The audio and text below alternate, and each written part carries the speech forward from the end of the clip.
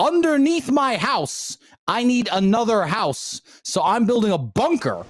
Okay, well, welcome, Ron, to Nexus's very first podcast. And the reason why we're doing a podcast with you and haven't done one before is we've never met someone as interesting as yourself. Yesterday, I was talking to you just to line you up for the program. And I thought, okay, so this guy's a bit of a fantasist. He says he designed Zuckerberg's bunker. Let's find out. And it turns out that you're actually building bunkers for Tristan Tate in Romania. And to prove it, you sent me some rather interesting videos. Let's going to have a quick look at those, and then we're going to come back to you. I had some Mylar stuff. This lasts a couple years. Yeah. This is when I was just trying and sample stuff, but you told me to buy in the can, so this is 20 years. That's... Okay, you have to tell me, how did the Tates get in touch with you? I believe they just follow me on YouTube, and they found me like everybody else in the world does, is they go and find me on my social media. So what, they call you up and they say, we want a bunker? It's as simple as that. It's pretty much the same with everybody in the world. And they'll send me an email, or they'll just call me and say, yeah, we want a bunker. And did you believe it was them, or did you think it was a spoof? I didn't know who they were. Oh. I didn't even know his last name. I just knew his name was Tristan. He was in Romania. It wasn't until I landed at the airport, he picked me up in this beautiful blue Rolls Royce, and I saw that he was a young guy. And then we went to his house, and I saw those supercars there. And I looked at him, I go, what the hell do you do? You know? And what did they tell you? Well, he told me that they had a business that they had sold, and that they had invested well into Bitcoin and some other things, and it had done a very good return for them. So they've been quite blessed, and that's how they've made all their money. And at that point, had they been arrested? No. This was about a year before they were arrested. And at the time, I didn't know a single thing about either one. So I went to lunch with Tristan because I was there for 1 or 2 nights. And then his brother Andrew showed up at lunch, and I didn't know anything about his brother. He just sits down and starts eating. And honestly, I didn't know anything about them till after I left. And then I started looking some stuff up, and I was like, oh, those guys are somebody. But, you know, just because you're somebody, and I get a lot of somebodies call me, they just don't call and say, oh, by the way, I'm very famous and very rich. They don't. No, the richest people are the most humble. I got you. So you turn up and you're having dinner. Is it at their house or is it in a restaurant? No, we're at a restaurant. Right, you know, he first picked me up. Yeah. He took me to a hotel, the Radisson Blu. And then the next morning, he picked me up in a Ferrari. Yeah. And gave me a ride around Bucharest. Very nice. And then we went to his house. We looked at the property. Yeah. And he gave me a ride back to the hotel. Then he came back and picked me up that night for dinner. So he's the perfect gentleman. He is a perfect gentleman. Well, you know, they've since been arrested. Then they were held without charge. And then finally they were charged with, you know, human trafficking or sex trafficking, something along those lines, and various other things. But you're going to still build their bunker? Yes, sir, I am. It was delayed for about a year, and he actually gave me the green light to go ahead and proceed to finish it up. Yeah. Because we had already started it, and it was being built at our factory in Poland. So we put a hold on it. And then he basically just maybe 2 weeks ago, he told me, let's go ahead and do it, because they were contemplating whether they would stay in Romania or not, based on the way they were treated. But I guess things are getting back to normal. And he says, yeah, we're going to go ahead and just do it and stay here. Okay. And how did you find them? Did you find them sort of ordinary, humble characters? Are they different as people? Different as characters? Well, keep in mind, I'm like, you know, it's like when a person goes to the doctor, they're usually pretty humble because they're there to see their doctor. Right. And there's a few people that even a celebrity will basically show respect for, and it's to the preacher, it's to the doctor, it might be towards their lawyer or somebody. So they've been very humble with me, but you know, they are what they are, and I have seen them be nothing but perfect gentlemen and polite to me, and I have nothing bad to say. And the interesting thing is, Ron, you seem to be free to talk about this. Did you sign a non-disclosure agreement? No, I did not sign a non-disclosure with them. I do have one with Zuckerberg.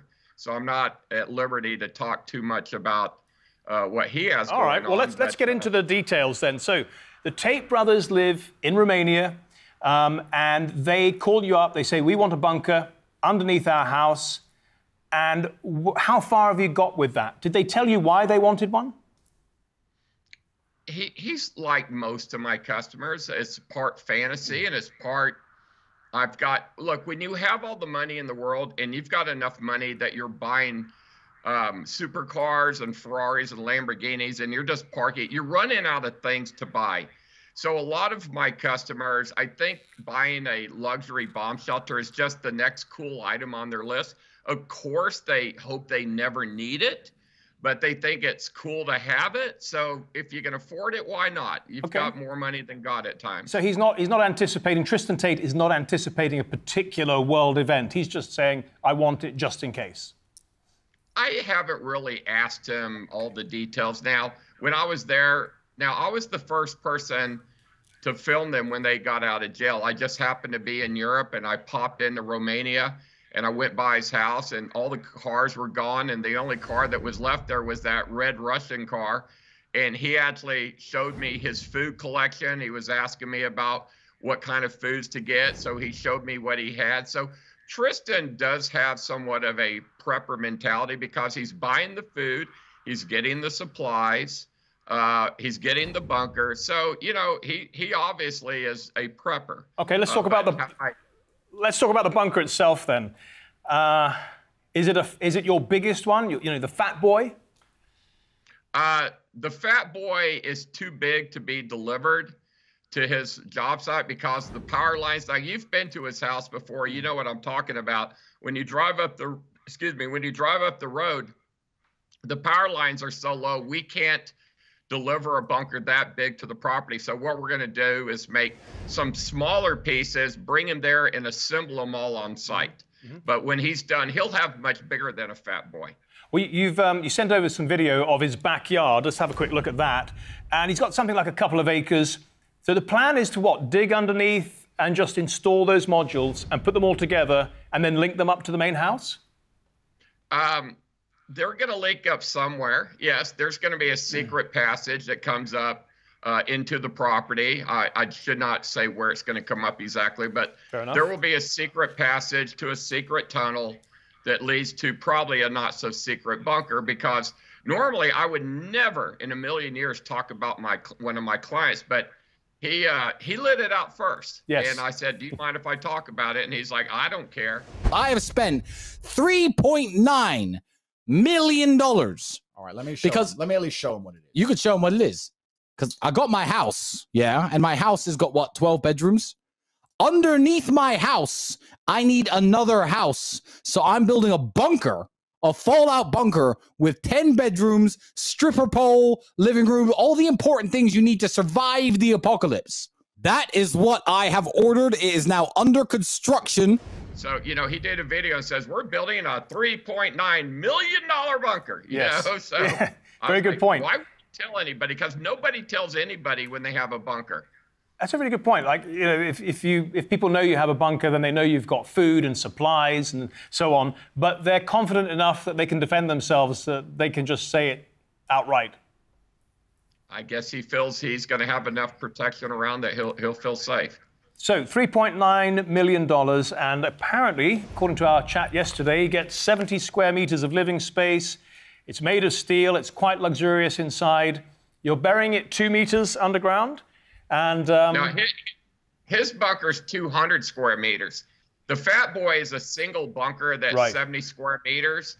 He's getting 6 bunkers that are each 40 square meters. So he's getting 240 square meters or 2,400 square feet of bunker, which is, in the world of bunkers, it's large. Okay. And what can it protect him from? Pretty much anything. The first thing it will protect him from is nuclear fallout. The second thing it will protect him from is any kind of chemical gases, chemical warfare. But the third thing is probably one of the most important ones. It will protect him. His bunker is like a big biosphere. If you go inside that bunker and there was an airborne pandemic that is wiping out the world and everyone's dying because they're breathing it in and it has a 100% fatality rate, a bunker like what I make, not just his, but all the bunkers I make, will protect you from such an event. Yeah, but for how long, Ron? As long as he's got food, water, and supplies. Now, the biological will eventually die off unless it's in spores, and each time you crack a spore, it releases again. But if it's airborne like smoke, it will eventually just die out. So your air filters, you have one HEPA filter or two HEPA filters? There's two HEPA filters. There's a pre-filter for breathing peacetime air, and then if we go into wartime, you would actually hook up a canister that has carbon and a second larger HEPA filter in it. So you would have double filtration. Okay. Entering into Tristan's mind now, if we can, imagine there is some kind of attack and he can't get out of the main entrance or exit rather that he went into. Is there an escape hatch of some kind that comes out somewhere else? Absolutely. Okay, I doubt you can tell us where that is, and there's no need to do that. They all have escape tunnels. Right. They all have one way in, and they always have a clandestine second way to get out of the bunker. And isn't that because in some cases there may be a landslide, there may be a bus parked over it or whatever it might be. It just may not be accessible. That's the idea.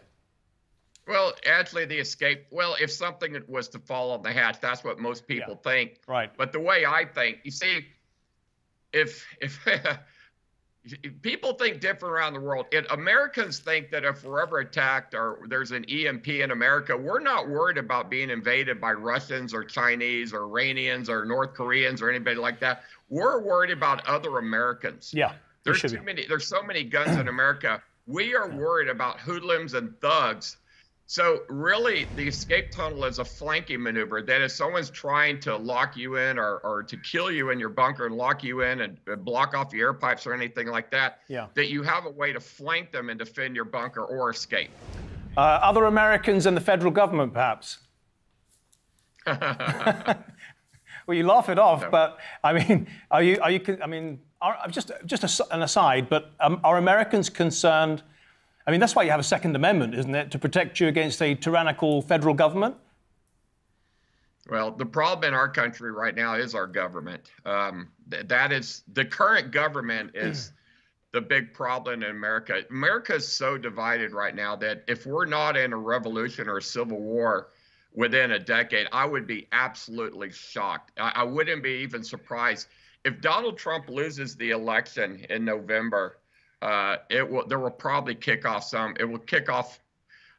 the Republicans will consider that Joe Biden had the election stolen because he's so unpopular. Yeah. It's very hard to find anybody that's going to vote for Joe Biden. Yet they say the race is only like 6 or 7 points behind. But most Republicans, 90% of the Republicans, feel that the 2020 election was stolen, that there was some wrongdoing going in there. Okay, they call them, the Democrats call them election deniers. But if you lived in America, you're like, how could anybody vote for this guy? So let's say he did win it. Okay. There's no way he should win the next one. And if the Democrats take the election, people are really worried that it will kick off a civil war, which is ironic because the movie Civil War starts this Friday. Oh, but there's so many questions for you, Ron. I could go off at many different angles and tangents, and we'll get to those, yeah, because... But let's just stay with the government for a minute. People will be amazed to find out that even the IRS, the Inland Revenue Service, is essentially militarized. They have plenty of weapons. And if they want to come knocking on your door, they can come very, very heavily armed. Is that correct? Usually the IRS, the Internal Revenue Service, is not armed, but I think they're starting to carry weapons. They just started doing that a few years ago. Okay. But... I have not heard too many cases of the IRS kicking in the doors with guns. Not yet, anyway. Okay. Right, then, let's get back to that point where you said, you anticipate a civil war if this happens and that happens. It brings me to a point that one of your critics has made, not just a critic of you, but a critic of lots of people who prepare bunkers, which is that you thrive and benefit from and profit from sort of doom-mongering and fear-mongering. Are you guilty of that? Am I guilty of fear-mongering? Are you guilty of making Americans more afraid than they need to be in order to sell more bunkers? Now, I personally am not guilty of fear mongering. I provide a service and a product for people who desire it. They can't build it themselves. I didn't start making bunkers to make money. I started making bunkers because I wanted one, and then the one I made became so popular, everybody asked me to make them one, and my hobby turned into a business. And you don't know all my history, but if you knew my history, you would absolutely never consider me personally a fearmonger for what I've gone through in my life to do this for people. Many times I do bunkers and don't make a red penny off of. Yeah. I'm just doing it to help other like-minded Americans. I'm very patriotic. It's very true. I don't know your history, and I'm pretty sure it's very interesting and packed with a lot of adventure. I want to pick up on something you said about things you've been through. You told me yesterday, and we didn't have a chance to explore it, that your premises have been burned down, and you had possibly, I think it was a member of staff killed. And I would like to ask, why would someone who builds bunkers for a living have to endure that kind of threat? What's going on? Well, when you are in America, should I go into this? Atlas is at war with a particular competitor, and a lot of people think that the particular competitor, which I've exposed through my videos as being very unprofessional. I don't want to use words that will get me in trouble, but people have called him a con man, a criminal, and very many things. Matter of fact, some people have even lost their lives in his bunkers. And I have been anything but a fearmonger. I've been the honest person in America to expose bad people that are taking advantage of people. Just for the record, I've never paid myself a red cent to build bunkers. I am like a Catholic priest in a church. I am there. The church takes care of me, but the church doesn't pay me. Just so I cannot be called a fearmonger. I do not profit personally from this. This is my mission in life, my mission for God to do what I'm doing. I believe in it that much. But yeah, as far as my editor, I have a social media called Atlas Survival Shelters with over 1 million followers on TikTok, Facebook, Instagram, and YouTube. And my editor who makes the videos, he left the office and somebody pulled up to him and shot him in the head sitting in his car. And then I've had my office building burned down 2 times with Molotov cocktail. They caught it on the camera the first time, and the second time they set a few fires and even left a 5-gallon can of paint thinner to explode, but the fire snuffed itself out. But I've lost all my records 2 times in 2 years. So you put this down to a corporate war rather than being targeted by... I don't want to get in trouble, but I'll put it this way. The person that most people suspect is one of the people that I have been covering in my YouTube videos about making very inappropriate and not very well-made bunkers. Okay, well, this took an unexpected turn.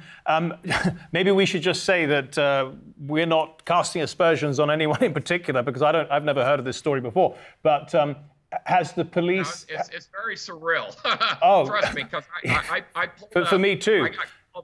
I got called and said the building was on fire both times, and I almost beat the fire trucks down here. I got down here so fast, I ran every red light coming down here. So I saw both fires, and I was able to film both fires. Yeah. And I actually put both fires out on my YouTube, but I took them down because I didn't want people. It's not helping business, but you know what? I'm going to stand up for the people. I'm going to stand up for what's right. I'm a good person. I'm a Christian person. I do what I do for dignity, for morals, and integrity, and I'm not going to change how I am. Because someone keeps burning down my building. Did it have anything? Did it have anything to do with you being a conservative? I don't believe so. I believe this is all. I believe this is all because of my social media and me exposing bad people. Okay, and just finally, we should probably get the official kind of account of things. Are the police looking into all this? Oh yeah, the federal agencies, the local police, the fire department, everybody. Yeah. Okay, so the investigation's ongoing. They haven't come to any conclusions? No.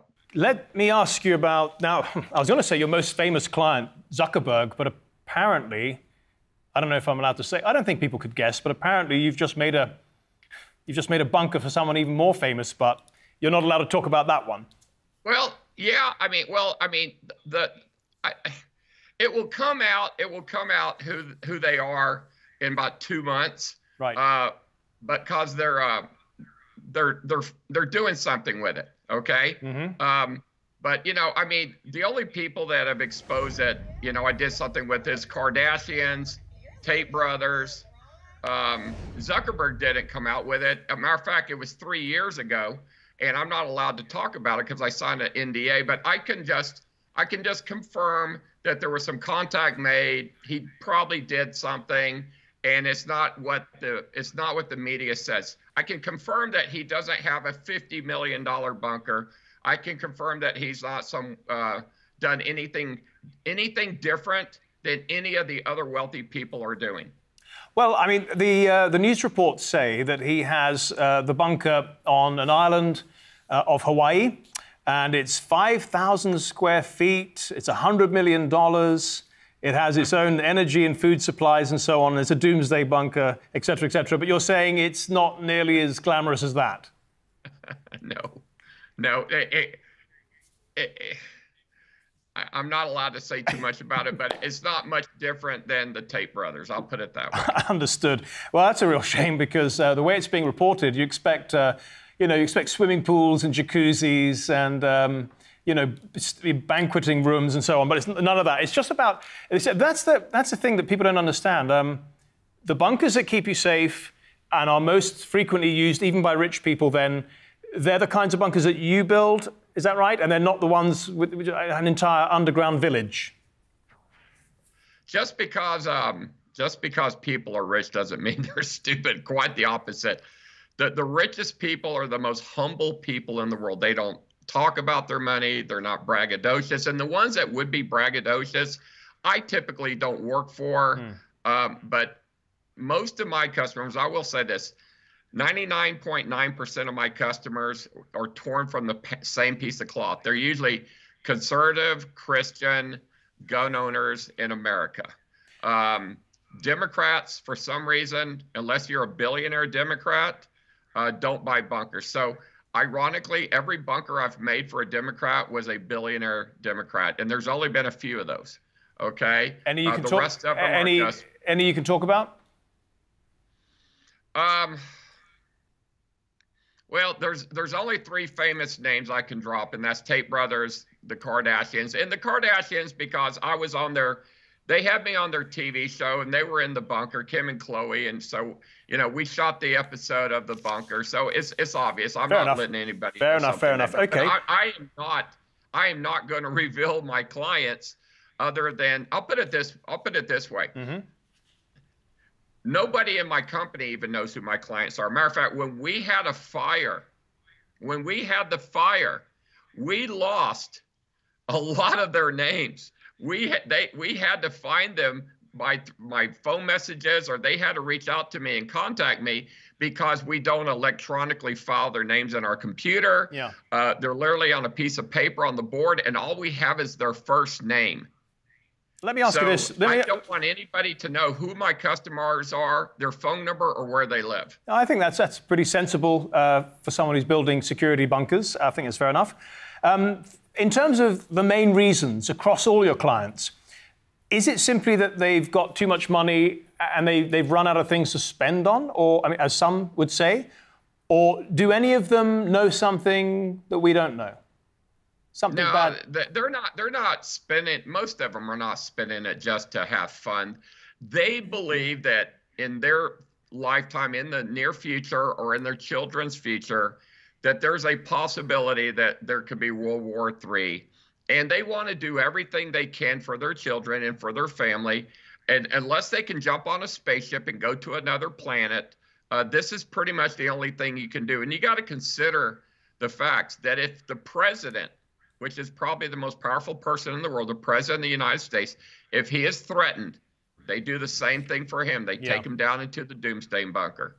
Fair enough. If it's good enough for the president, it's good enough for you. Yeah. And me. Well, some people say that what's the point of having a bunker when you come back up and everybody's dead, society is finished, and it's just survival of the fittest. So you might have a few tough kind of survivalist types around, and what is the point of surviving? Because the will to live is greater than the will to die. I'm sure there might be some people that say, just let me die. But look, think about it. When a ship is sinking, everybody's trying to jump into a lifeboat. Nobody wants to go down with the ship. A few people did on the Titanic. They did it gloriously, and they did it like gentlemen. But for the most part, people are going to want to survive. That's why all you got to do is watch the episode of Hitchcock. What was it? What was the TV series? But anyway, so a guy builds a bunker, yes, and all the neighbors are making fun of him, and then it comes on the news that missiles are coming in from Russia. So all the neighbors are beating on his door, trying to get into that bunker. So this is one of the reasons why people try to keep their bunkers more secret than their Bitcoin account. They don't want their neighbors coming in there. Just for a practical consideration, the air filters will keep going for, well, as long as, you know, they last, which I think is a very, very long time. But the food and the water, if that runs out, do you have any provisions whatsoever for recycling the water and also for growing food inside any of these shelters? If you have a large enough bunker, you can grow food in size, but most of the bunkers I build are not large enough to sustain growing food underground. Some of the bunkers are, but those are those $20, $30 million bunkers that got 10,000 square feet. But in most cases, people are buying this 30-year food. It lasts 25 to 30 years. And all you got to do is add hot water. So let's say the end of the world comes, okay, and it's a nuclear war. So let me just set the facts straight, that nuclear fallout decays at the rate of 90% per day. Everything you've seen on TV about the end of the world and everyone turning into glowing and their noses falling off and stuff, this really is not true. That's Hollywood.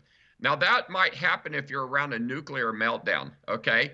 But nuclear fallout decays at the rate of 90% per day. So you can leave your bunker probably within 3 to 4 days because the nuclear fallout has decayed so fast you can come out and the levels are so low that you can survive. But if you stayed in your bunker for an entire week and you come out, you would be perfectly fine.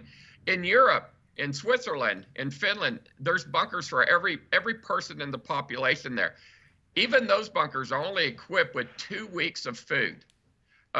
So, you know, they know the facts. Hollywood has done a discredit to the population by making movies and making it look like it's the end of the world, because it won't be the end of the world. It will be the end of the world as you know it, but life will go on. People will survive, and they will basically replant new crops, grow new foods, and harvest that new food, because they won't be able to eat any of the food that's on the vine or in the fields because that will be contaminated. So typically, if you can put an average on it, how long can somebody last in one of your bunkers? As long as they got food, water, and power. Most of them, the smaller bunkers, probably 30 to 60 days. The larger bunkers, probably 6 months. Some of the extra large bunkers up to a year. Now you have... at some point, they're going to have to...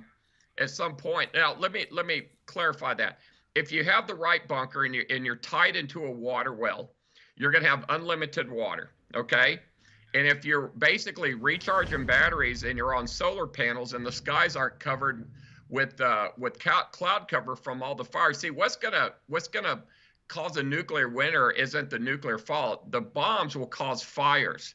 The fires will burn, and they will burn and they will burn until the season comes with the rain. So the fires, the smoke from the fires is what's going to cover North America and will blacken out the skies. Now, this just happened last year up in Canada. They had fires, and all of New York City was blacking out from the smoke from the fires.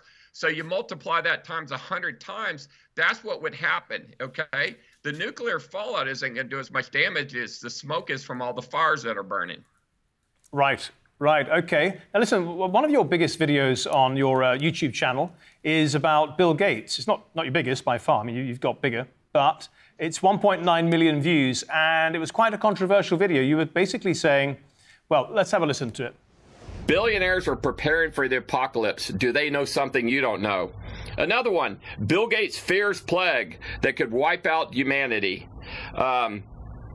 Here's another one. Bill Gates thinks a coming disease could wipe out or could kill 30 million people within 6 months and says we should prepare for it as we do war. So there we hear Bill Gates sort of prophesying, if you like, well before the pandemic, that he thought the chances of a pandemic were far greater than of a nuclear war.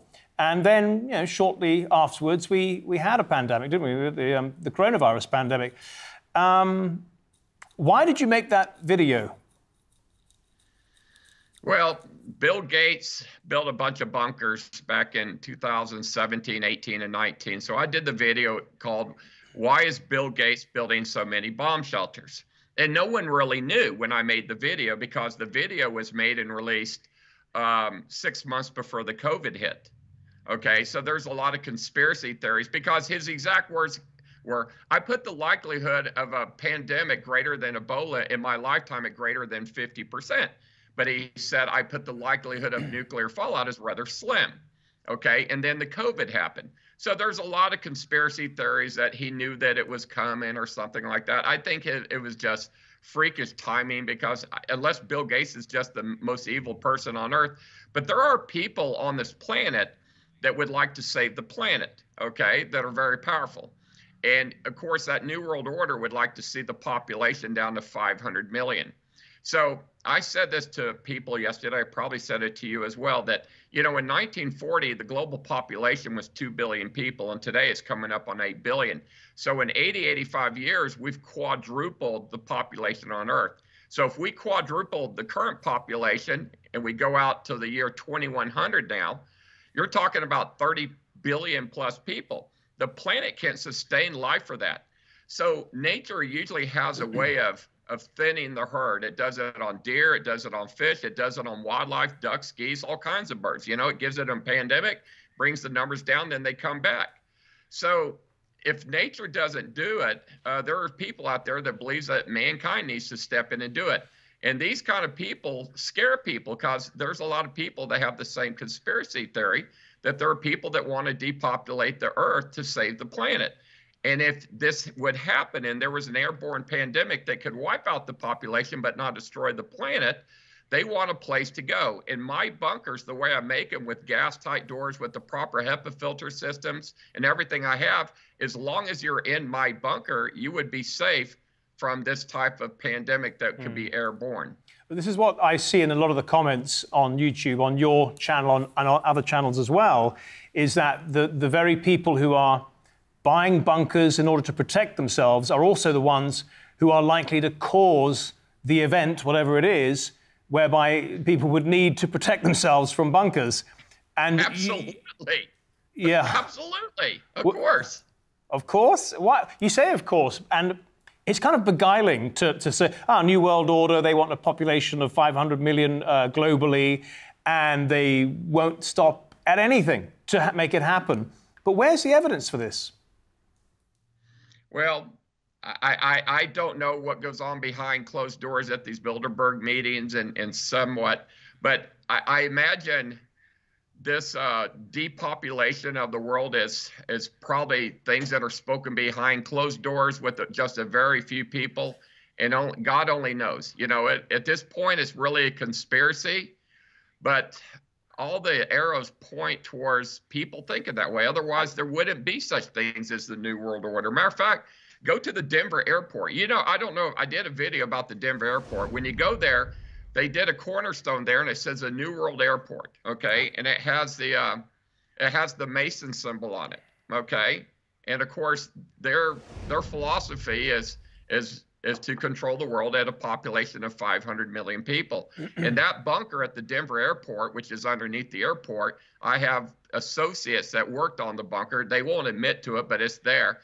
But this is basically Noah's Ark for the planet. Right. So if something happens, the Denver airport is where humanity will start over again. Now, there's things that can happen, and they will happen. They just probably won't happen in our lifetime, but the Earth will be hit by another asteroid, okay? Yeah. And it will kill a lot of people. That's just a fact of life. It's happened several times. So, but now they have a contention plan for that, and it's the Denver airport. So they can go down in there, and it will hold, I believe, 50,000 people. It's been a while since I talked about it, but I think it's 50,000 people. And 50,000 people, you can grow the planet back again. Keep in mind, if the stories are true, we all came from Noah's and his 3 sons and daughters-in-law. So if 3 people can populate a planet, I imagine 50,000 people can quickly repopulate a planet as well. Well, look, I have to be fair, I have heard prominent people, anthropologists, scientists, and so on, saying that the world can't take the rate of increase of population, and that it actually ought to come down. One of the few voices against that is Elon Musk. He actually says the world can sustain a greater population and ought to, but at the same time, of course, he's worried about the end of the Earth, and he's getting ready to go to Mars, or he'd like to see that.